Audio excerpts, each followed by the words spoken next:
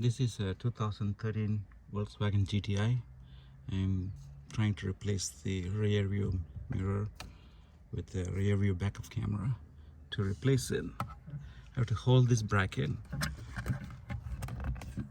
push it up gently, and then twist it either to the left or right. I'm going to twist it to the left, and there we go.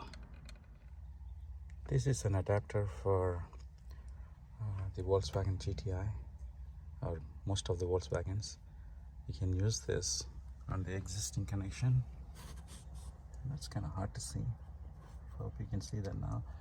And by using this right on top and using the set screw, you should be able to use the newer model rear view cameras and backup cameras with the GTI. It goes over like so. Just push it in till it seats, and all I have to do is turn the set screw and secure it. The install is complete.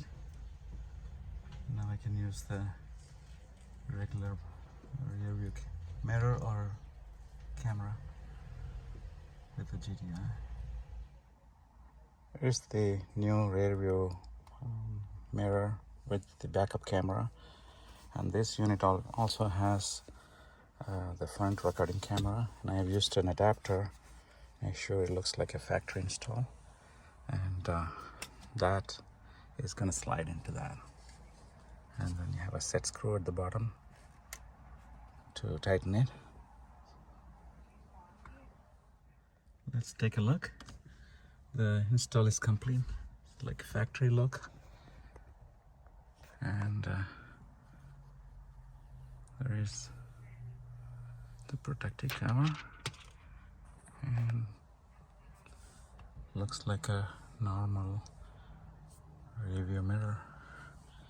And now I have to run the wires all along here, down all the way down to the floor, to the back for the backup camera, and then also need to tap into the fuse box here for power. Got the hardwire kit for the WOLFBOX G930 rear view mirror backup camera, and there is the fuse, tap a fuse, and then hardwire kit. And on this, the driver's side panel, you remove this panel and you have the fuse box. And I'm gonna use a power probe light tool. This is the cheap one I got from Amazon, to figure out which one gets the power. I'm gonna use there are multiple open slots. I'm gonna take one of them, find out which one has power only when the key is in the accessory position, and then tap into that. Right now the key is in the off position. Actually, key is not in the ignition, and his tool allows to check is the voltage flowing through. This is always power, and two, and I can check this empty slots too. I need both the hands.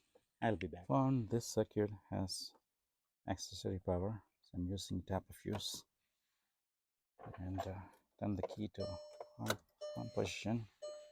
Check the voltage. Now it's coming. You can see. I'm going to turn the key off. 1 to 0. Perfect. I was able to use electrical fishing tape to go through the side and find out right by the tailpipe, or I don't know if it's visible here. There is that the wire that's going through the grommet, so that's where I should be able to pull it up. As we go back here, there it is, and let's take a look on the top.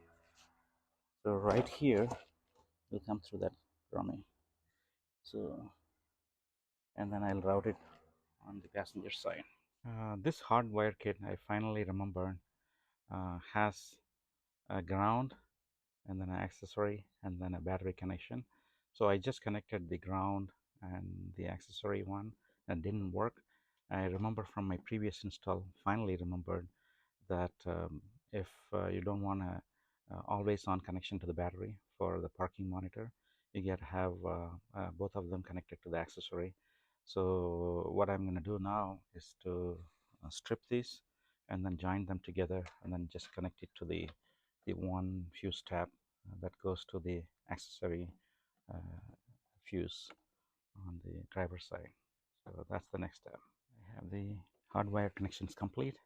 So that's the ground, and that's the 5-volt accessory, and both this accessory and then straight battery connection, join them together to get the accessory connection on the fuse, and tape up all this.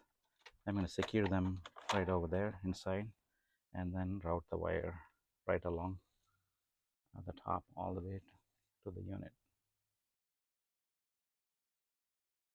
Let's test it now. Here we go. Turn it on. Let's see. It should come up right there. So it's working.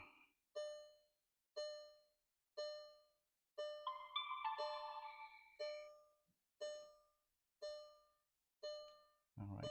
Take a look at the power connection right by the headliner, all the way through this panel side. Just use a plastic pry tool to gently push it down all the way here, and then bring it back into the fuse box. And after completing this one, the next step is to get the rear view camera wire all the way down here back onto the top. The power wire is all tucked in along this pillar, and right in the glove box. Just secure them. Looks good. The next step is to just mount this, and the other rear view camera wire is going to come along the passenger side. There. I was able to pull the wire using the electrical tape down to here, and all I have to do now is to pull it up through this grommet right there. I'll pull the wire through this. The grommet is out, but what I'm going to do is put a hole right here, and then pull the wire through that, and then put the grommet, and then put some silicone sealing to seal the from moisture from coming up. This came out better than I expected. I don't even need to use any silicone. Got it in through the grommet. All I have to do is route it to the front, and then hook it up to the backup camera.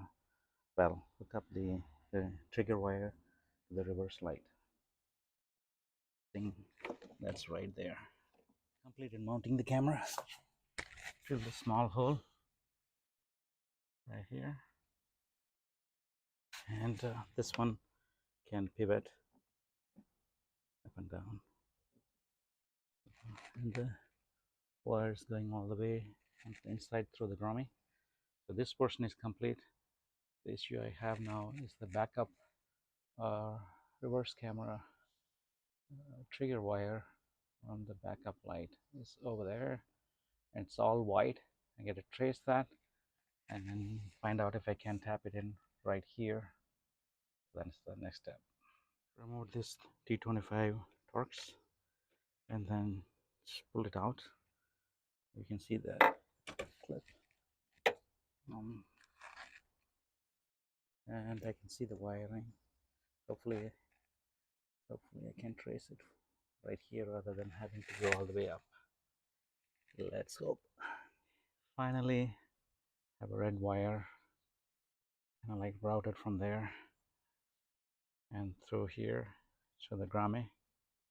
I pulled this down and then taped this one right around there, and then pushed it up, and I was able to pull it out. Now I need to fish it from there to the inside, and then bring it down to hook up with the trigger wire for the backup camera. And this took me about an hour. That was part. Just drop the wire in and pull this back, I was able to get it in. Oops. All right, very good. So there, all I have to do is hook it up to the reverse the signal, whichever this one is, one of these, and then just make the connection over here. And after that, all I have to do is pull the wire to the front. Probably another 30 minutes, I guess. Made the connection to the reverse light. The car is in reverse now, testing to make sure. We have 12 volts, so just need to hook it up and then pretty much done. The wiring is the passenger side. I'm gonna pull it all the way in. I put everything back together on this side. The wires right on the passenger side need to be pulled to the front. I'm gonna clean this trunk and then put the mats and everything back together. Completed everything in the back. All done here. And right now I'm using a panel tool to just try it up a little bit and push it inside all the way to the front. I've routed the wires all the way through to the rear view mirror camera or the rear view mirror. So all left is to test it. Testing the system. Can you put it in reverse? There we go. I can adjust the height. Come on down.